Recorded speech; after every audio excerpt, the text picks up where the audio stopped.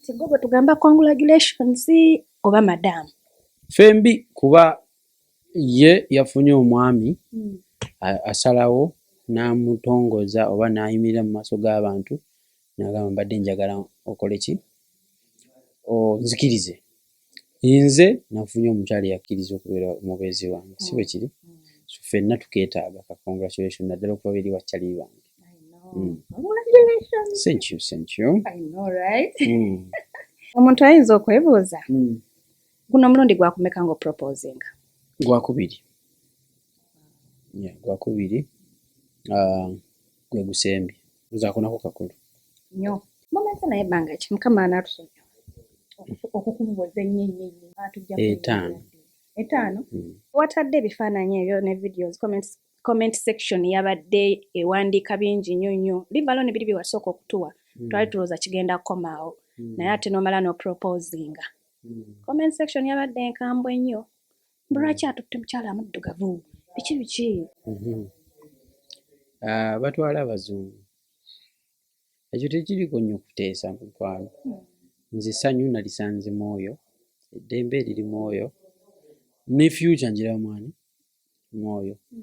ayagala omuzungu omweru oba ow'ekizigo ndowooza tebaggwaayo bangi abakyala basinga n'abaami obungi mu Uganda bukkakkamu kumanya Katonda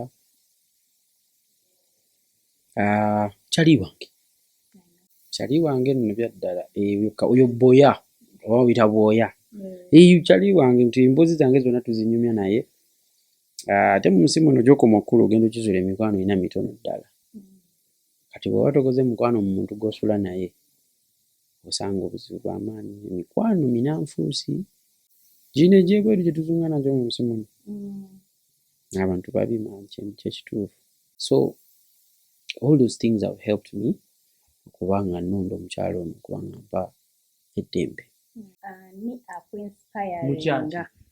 kino ekintu ky'okubeera nga ovuddemu waliwo omwami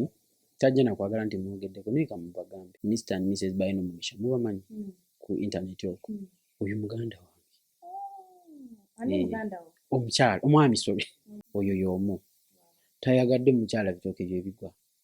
omukyala tayagadde mwami bitooke byebigwa